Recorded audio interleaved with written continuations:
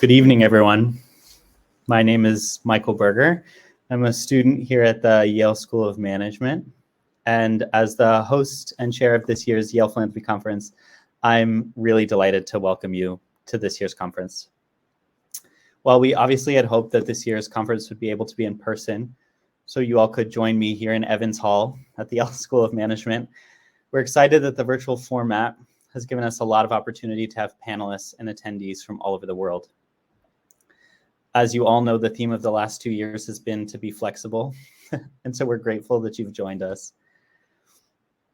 In coming up with a theme for this year's conference, the other organizers and I had to acknowledge that philanthropy has had to deal with one crisis after another for the last several years. Here in the US, philanthropy has helped to weather the acceleration of political polarization and a once-in-a-generation social movement calling for racial equality. Globally, it's helped through the acute phases of a once-in-a-generation pandemic, a mounting imperative to act on climate change, and a migrant and refugee crisis, among other things. Now, the protesters have largely returned off the streets, and most of the acute phases of the pandemic are subsiding. It could almost feel like we're returning to normal. But some things have permanently shifted. The economy looks different now than it did before. Our institutions of democracy and justice face different stressors than they did a decade ago. There's new urgency on longstanding issues like racial justice and climate that are not going away. This year's conference hopes to explore the way that philanthropy is moving beyond the new normal. Over the next day and a half, we've pulled together panels that explore philanthropy's role in uncovering, shaping, and amplifying solutions to some of these problems on the local scale up to the global. Old problems and new problems. What will philanthropy be brave enough to tackle? How is the old guard tackling new issues? And how are new philanthropies and types of giving changed the way that we approach old problems? In summary, how can philanthropy shape this new normal? To kick off that conversation, I am delighted to introduce our first keynote speaker. Sherece West-Scantlebury is the CEO of the Winthrop Rockefeller Foundation, where she works to dismantle systems that prevent Arkansans from striving to pull themselves out of poverty. The foundation works on economic equity, educational equity, and social, ethnic, and racial equity for all Arkansans. She holds a master's and a PhD in public policy from the University of Michigan. And with that, I would like to welcome you all to the Yale Philanthropy Conference. I hope you join us for Sherece's keynote now and a full day of sessions tomorrow. And with that, I will hand the mic over to Sherece for her keynote. Thank you, Michael, and thank you to all who are participating this evening. It is my absolute pleasure, and I look forward to just sharing some of what we're doing at the Winthrop Rockefeller Foundation. And I want to just tell you all a story. So sometime in spring 2020, a few months into the pandemic, I got a call from Mayor Cedric Williams of Forest City, Arkansas. Now, this usually even-tempered, pretty steady guy was so not happy. In fact, he was mad, frustrated, and disappointed. His first words into the call were, "I do not know of any Black business owners in Forest City or in the Arkansas Delta who received funds from the Paycheck Protection Program, better known as PPP loans." He was calling to ask what, if anything, WRF can do to help Black business owners in his region. Now, let me tell you a little bit about Forest City. Forest City, Arkansas, and the Delta writ large, but Forest City is a rural city located in Northeast Arkansas in the Arkansas Delta, and it relies on small businesses to fuel its economy. Forest City has a population of just over 14,000, of which 71% is Black, 24% white, and 2.7% Hispanic. The majority of the small business owners are Black, and yet the mayor was saying he didn't know anybody Black or brown that received a PPP loan. The city of Forest City refers to itself as the jewel of the Delta. Now, Forest City was named for the Confederate General Nathan Bedford Forrest, who was the first Grand Wizard of the Ku Klux Klan, and he used the location as a campsite for a construction crew that was completing a railroad between Memphis and Little Rock shortly after the Civil War. Forest City is also the birthplace of the famed R&B singer and producer Al Green, and the birthplace of John W. Henry, who is the principal owner of the Boston Red Sox and the Boston Globe. Now, the Arkansas Delta is dominated by agriculture. So if you can imagine beautiful land, rich red soil, and it's mainly agricultural based. Cotton still remains the main commodity, followed by rice and soybeans. Catfish farming of late is a new source of revenue for Arkansas Delta farmers, along with poultry production. The Delta has the lowest population densities in the American South, sometimes fewer than one person per square mile. Slightly more than half the population is African American. The Arkansas Delta has the most cities in the state of Arkansas, with the majority African American populations and a significant number of Black business owners. Mayor Williams is one of those Black business owners. He is a State Farm's insurance agent and the mayor of Forest City. He was concerned that the restaurant owners, business shops, beauty salon owners, retailers, small manufacturers, artists, craftsmen, that they were going to lose their livelihood, and Forest City, its important economic engine. He was worried about the possible devastation of mass closures and bankruptcy among Black business owners in Forest City and throughout the Arkansas Delta.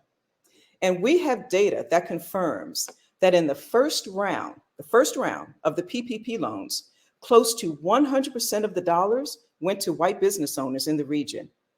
Black and brown business owners didn't even have a chance. They didn't even hear about the PPP loans.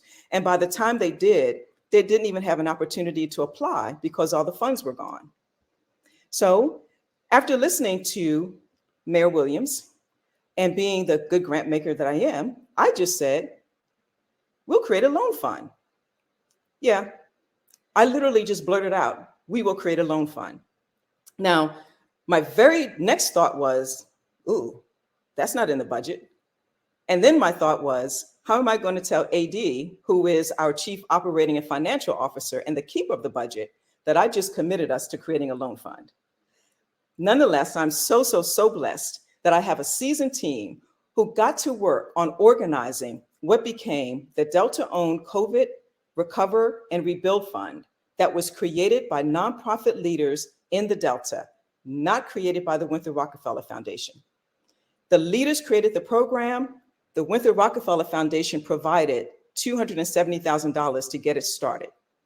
In less than 3 months, Delta Owned was making capital available to micro businesses and sole proprietors in the Delta that had not been able to access federal state relief dollars. The way it works is that local nonprofits in the region work with micro and small businesses by providing them individualized business development support, small reboot grants, and connecting the businesses to local banks and community development financial institutions that help them access capital to grow their businesses.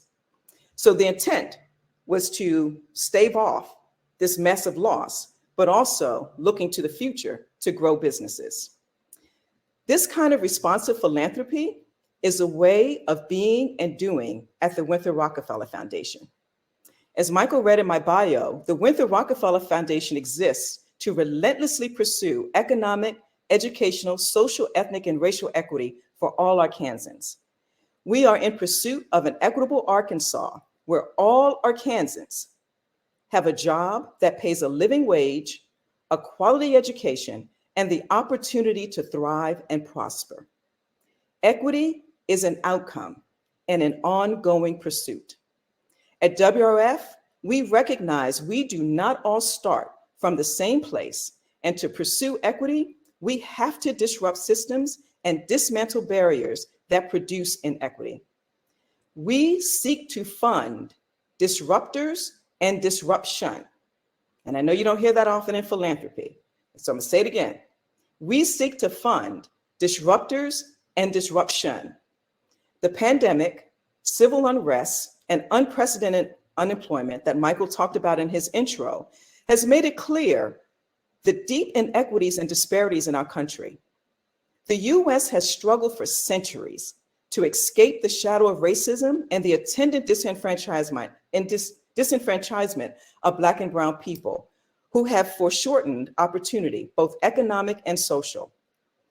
In my opinion, if you do not understand inequity at this moment in time, at this moment in our history, you are making a choice not to understand. As we have conversations about beyond the new normal in philanthropy, philanthropy writ large needs therapy and to get on a path to self-actualization. Ayanna Van Zandt says, your willingness to look at your darkness is what empowers you to change. Philanthropy ought to sit down with itself and say, self, we need to acknowledge the way we fund nonprofit organizations and change is dysfunctional. Philanthropy is a dysfunctional structure of restrictive norms. Much of what we require for you to get a grant or for a grant seeker to get a grant is not even required by the IRS, the Attorney General, or anybody. Much of it is self-imposed.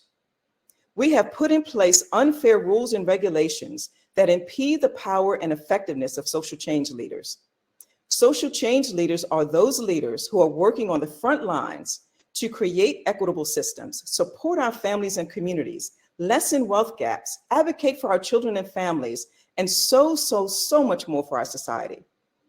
Philanthropy has set up a system where the social change leaders who provide solutions are made beholden and hamstrung by grant makers who provide the funding for those solutions. We really have to change this relationship as we look beyond the new normal.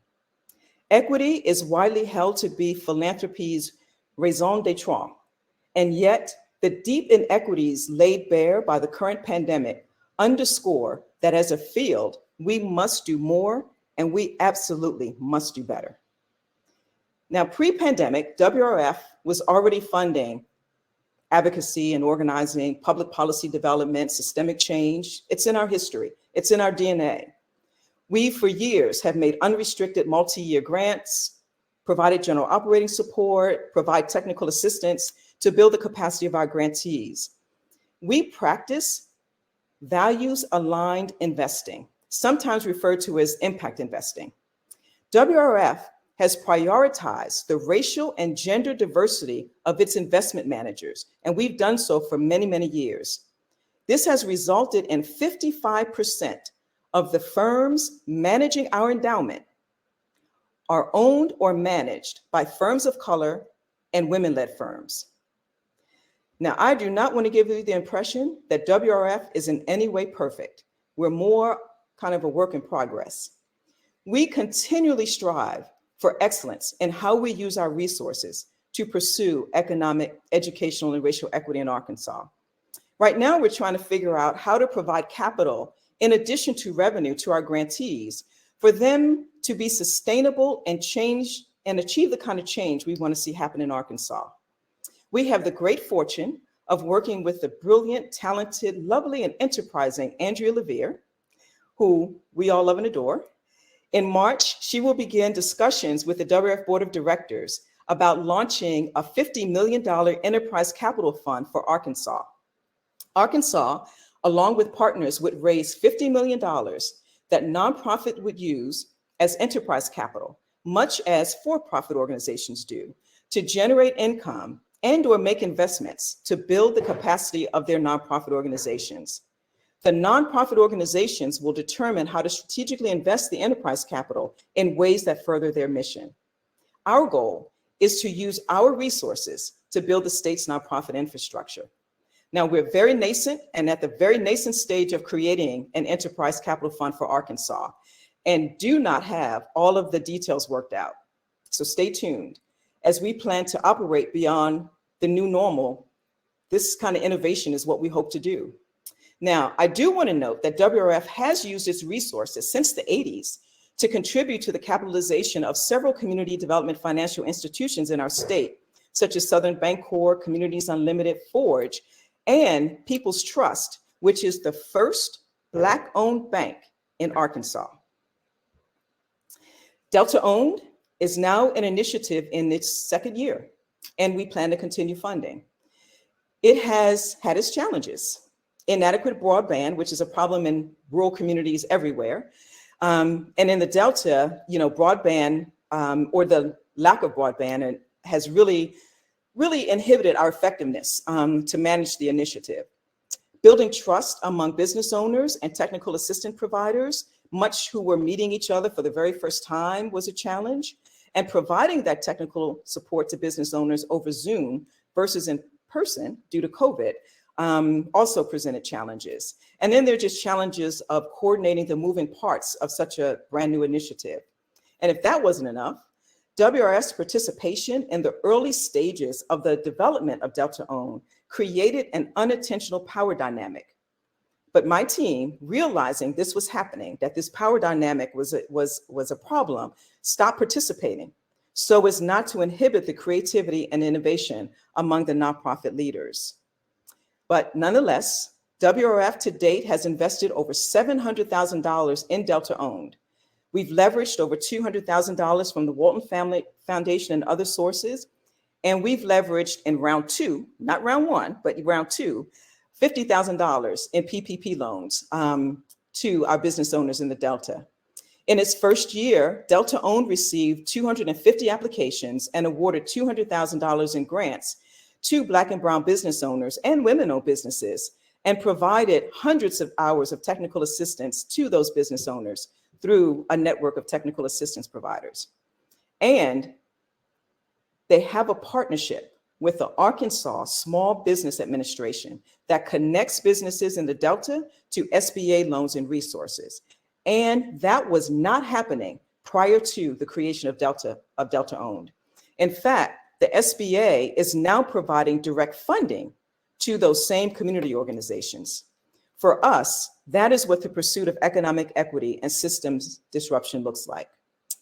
Patricia Shanti is the leader of Delta Circles and is one of the architects of Delta Own. And Andrea interviewed her for the study that she did on enterprise capital development for Arkansas.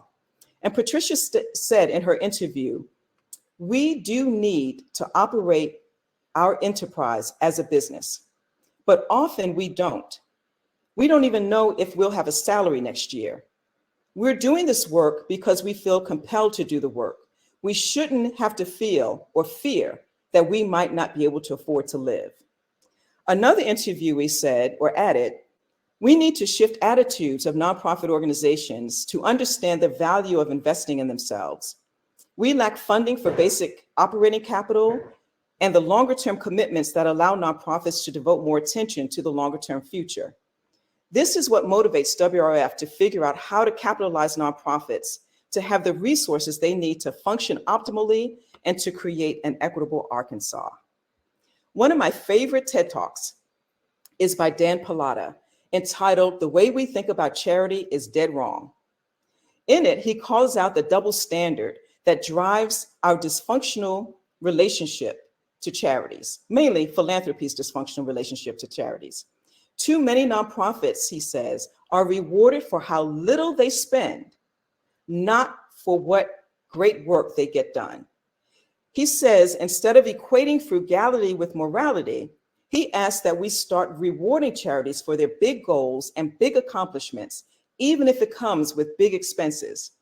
In philanthropy's next group counseling session, we need to acknowledge we are the problem and do what is necessary to stop the dysfunction in this new normal. I'm going to end with this charge. Grantees and grant seekers have a lot of power to push philanthropy beyond the new normal. You have the power to make philanthropy responsive to your vision and mission and to fund your solutions. You can encourage philanthropy to change its grant-making approaches to fully resource your organization to carry out your mission. You can use your voice to demand philanthropy adopt trust-based philanthropic practices. You can pressure more foundations to be equity funders, to use their resources to disrupt systems and produce equitable outcomes. Channeling the late President Kennedy, ask not what philanthropy can do for you, but what you can do for philanthropy. You can make philanthropy do right by you because you've got the power. Thank you for your time this evening.